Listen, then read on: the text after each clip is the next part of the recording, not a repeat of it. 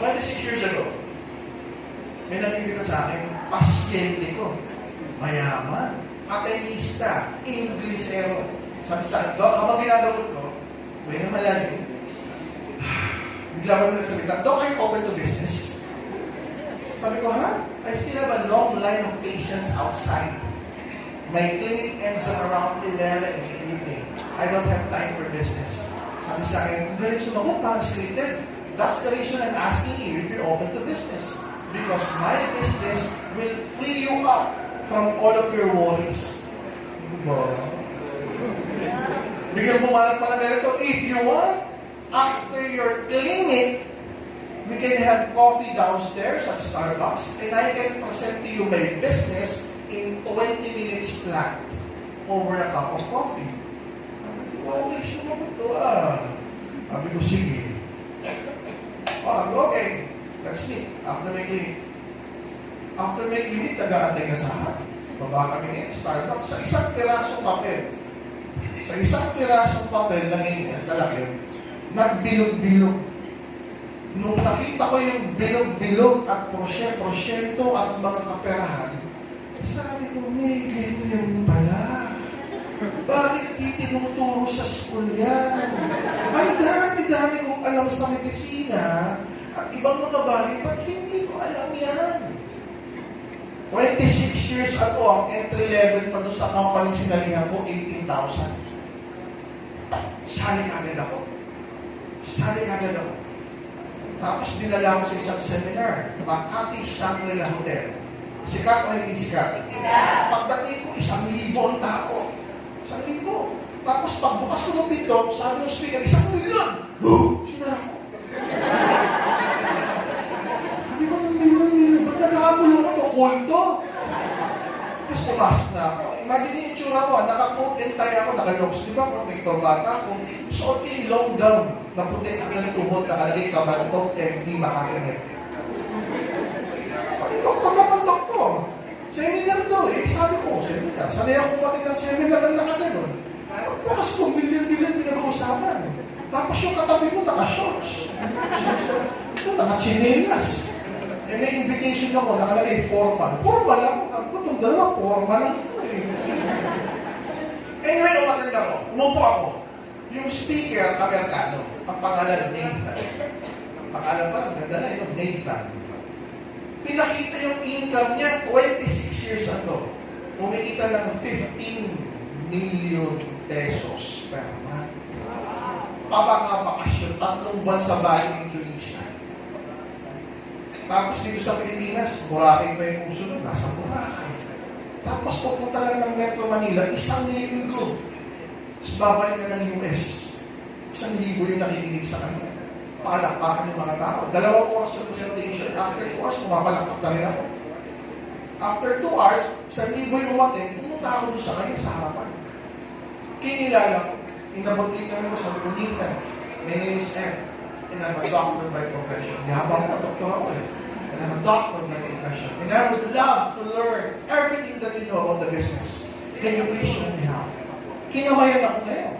Habang kinamayan ako, hinatak ako doon sa backstage. Natuwa, doktor. Interesadong negosyo. So after kong kamayan din yung pinagkamayan sa akin, binunsa ko sa, kinaskas ko sa bulsa ko. Habang kinakaskas ko sa bulsa ko, nagtataka siya, ba't niya kinakaskas sa bulsa ko? Kala niya siguro, may buni yan. Rule number 1, if you are able to meet someone, number 1, na mayaman. Number 2, tinuturo kung paano ka umasenso. Kamayan mo rin. Pag kinamayan mo rin, ikaskas mo rin sa bulsa mo. Tanongin niyo, bakit? Para yung swerte, lumipat sa'yo. Tama ka na. Sa buong buhay mo, marami kang mamimit na mayaman. Ang mahiwagang tanong, tuturuan ka ba niyan para masenso? Kung turuan ka man yan, at ituturo ba, specific or generic? Ano ibig sabihin specific or generic? Generic, pangkalahatan. Wala na gusto ko si Lucio Tan. Sir Lucio Tan, gusto ko maging bilyonaryo katulad mo. Paano po ba? Kailangan magsumikat ka. Yun lang. Security guard, mas ikaw Janitor, masikap eh. Pero wala akong nakita security guard, tsaka janitor, tsaka security guard, tsaka janitor, naging billionaire. Tama ba? O, di ba? May isang pasipag, ha? Tsaka, Diyos ko po, magsasaka, manginis na, masipag at magsaka. Tulog pa tayo, gising na sila. Nasa laot na, nagsasaka na, masipag at magsaka ba? Tama o tama? O, may nakita ko magsasaka at manginis na, naging billionaire, kakasama, kakaisda. Wala! In short, kapag yung sipag at syaga nilagay sa maling konsepto, hindi kaya yaman. Pero pag nilagay sa konsepto ng negosyo, ayan. Kaya makasipag at syaga, nilagay sa pagiging teacher. Wala kasenso. Sipag at syaga, nilagay mo sa pagiging empleyado. Wala kasenso. Nakikats mo ba? Yes. Kailangan na sipag at syaga, negosyo. Yung pag sinatagan mo, dodoblein ka mo. Sinitagan mo pa, titriplein ka mo. Sinitagan mo pa, natutulog ka na, kumikita ka pa rin. So, nung nangit ko si Nathan, natuwa sa akin. Natuwa din ako. Tinuruan ako. Natuwa ko doon sa concept na natutulog ka na, may kita wala. Meron pa rin. Sabi ko, kahit doktor ako, pag ako natulog, wala akong income eh. Pag wala akong inoperahan, may kita wala. Wala. Wala akong pasyente yung ginamot, may kita wala. Wala. Samantalang sa ganitong negosyo, natutulog ka na, gumagalaw yung downline, may kita wala. Nagbabakasyon ka na, gumagalaw yung downline, may kita wala. Kaya mo na nakita, gumagalaw yung downline, may kita wala. Wow. Gusto ko, bakasyon grabe ka, kumikita pa rin. I learned from that guy, Nathan. So yung natutunan ko, in-apply ko, guys, nag-resign ako. Sweldo ko, 80,000, 26 years ago. Ang value, 300,000 pesos per month. Ngayon, ito yung pinalimutan kong income para mag-bilog-bilog. Ang unang-una kong pinuntahan para presenta sa tingin niyo, sino? Nanay ko. Anak ko tatay. Magaling mong nanay. Binalik mo. Ay, yayaman na bukal ka natin. Ano yan? Ano yan? Kung paano sa akin yung present, isang pirasong papel, ganun ko yung ginawa sa kanya. Isang pirasong present mo ganyan. Sa habang pinapresent ko, sabi ng nanay ko, "Nakto, di totoo yan. Papunta ka pala, pabalik na ako." Sabi ko, "Papalik kayo, ako papunta. Saan ka dumaan? Ba't kita nakita?" Tama o tama? Papunta ko lang daw. Saan pabalik na? Anong dami gano'n? Ba't kita nakita? May over the back ba ito? May underground, may overpass. So, pagkatas ko mapasyenta, sabi ng nanay ko, walang tingnan, wala kumakasenso sa kanya. Sabi niya, mag-clinic ka. Bumalik ka sa clinic, eh, hindi ko masabi na yun, nag-resign na ako. Kasi pag nalaman na yun, baka pinatay na ako noong so, ginawa ko yung pagiging doktor ko, tapos nag-resign ka para magbilog-bilog. Hindi niya alam na nag-resign na ako. So, araw-araw, nagbas na babae, nagbibenta ako, nagre-recruit ako. Dahil sa natutunan ko ang tamang skills, nagbala sa skills. And knowledge, nagbala sa knowledge. Knowledge and skills are so powerful. Right knowledge, right skills, put them together in a right company, you can go places. After 6 months, guys, after 6 months ng napakahirap na marketing plan ng unang company ko, I was making $500,000 pesos per month. Binalikan ko yung nanay ko ngayon. Bumili ako ng big brown envelope. Anong itsura ng big brown envelope? Mga ganyan kalaki yan. Brown envelope. Pinuno ko ng tigil 100. Ang laman, 50,000 pesos. This was 26 years ago. Ang laman, 50,000 pesos. Pinuntahan ko yung nanay ko. Sabi ko, "Nay, may regalo ako sa'yo." Eh, nabalitaan niya, nag-resign na ako. Galit na. Ayan, bilog. Eh, syempre, kumikita na ako. Galit na rin ako. Oo, bilog-bilog. Ngayon, regalo ko sa'yo. Ano yan? Alam niyo kung ano mga dokumento. Meron pang rubber band na nakagano. Pagbukas yan. Bakit lahat no? Opo. Binilang yan. Dami yan. 10,000, hindi pa tapos. 20,000, wala pa sa kalahati. 30,000, dami pa rin. Kaya mo, 40,000 na. 50,000, alam ba kang lahat to? Sabi ko, opo. Lahat ko yan, At huwag na huwag nyo bibigyan yung mga apo nyo sa kapatid ko. Ako na bahala dun. Yan, lang yan. 26 years ako.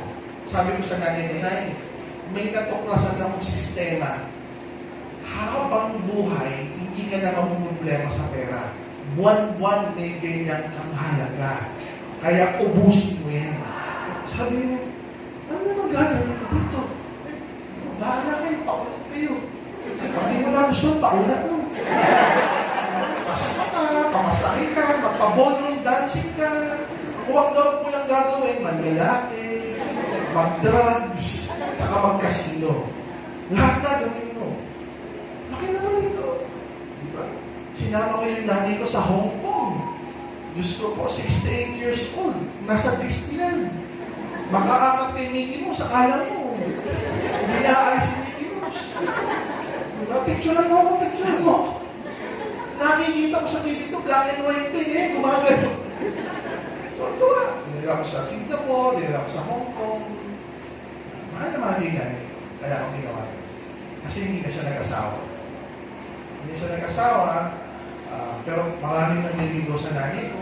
Sinasabi niya pa nga eh, lalo nang medyo malaki na kami, ay, matay na hirap eh, kasi natin yung maagang namatay. Electrical engineer pa naman eh, daming nanliligaw sa akin, Amerikano pa. Sabi ng kuya ko, saan ang niligawan mo? Naglumaki tayo sa States.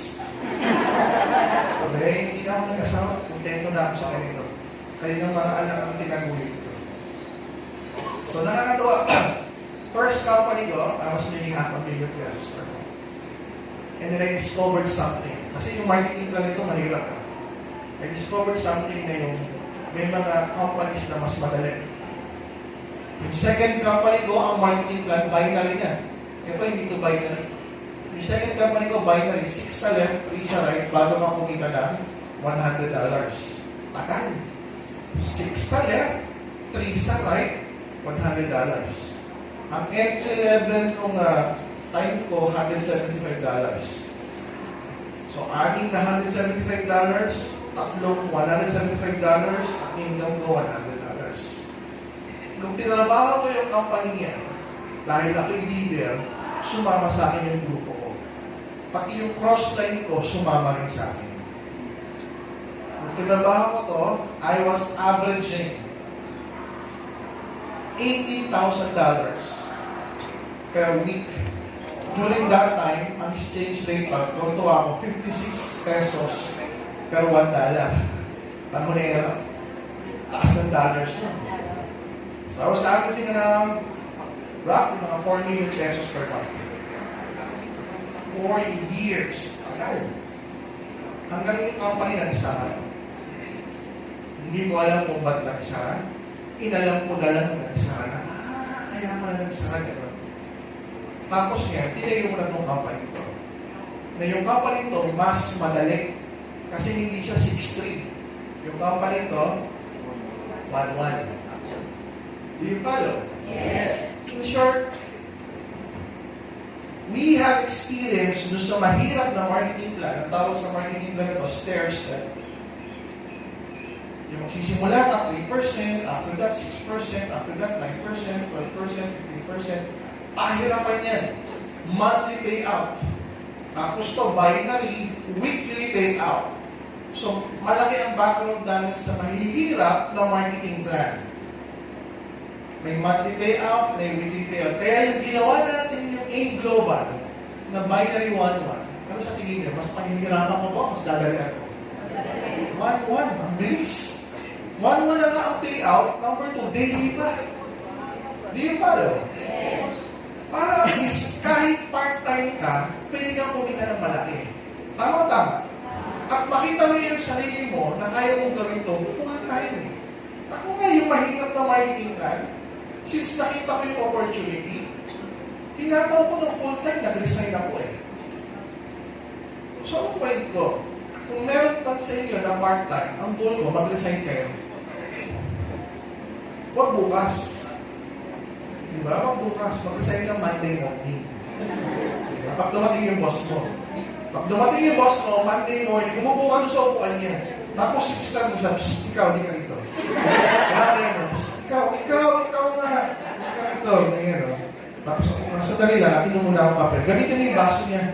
Kaya yung baso siya, magtipla ka ng kape, inuman mo yan. Boss, you're fired. Sabi takbo. Gawa ka ng eksena sa opisina na magre-resign ka ng masaya. Napag-uusapan ka. Resign, hindi na pinapakakuha ng trabaho. Nag-resign. Gawa ka ng buzz. Sa US, ganun mag-resign. Sa US, yung mga empleyado na full-time sa networking, kung paano mag-resign, dala rin yung alarm clock nila. Alarm clock nila, ilalagay ko sa table nila, sa opisina. Tapos may hawak-hawak silang hammer. May hammer sa Tagal. Martilyo. Tapos pagdating ng boss, sabay-sabay siya sigaw. You're fired! We're resigning. Sabi hawak kasi yung alarm clock. Ganun mag-resign ng mga tao sa US. Kapag nag-review sa network marketing. Kasi hindi ka ba nag-visit, di ba? Pasok mo alas 7, alas 5 pa lang, isip ka na. Eh pagka full time ka na, alarm ka. Diba? Takulog ka kung kailan mo gusto. Negosyo ka. Hawak mo na oras mo. Guys, when you're in this kind of business, you are your own boss. Ano ba say boss? Boss.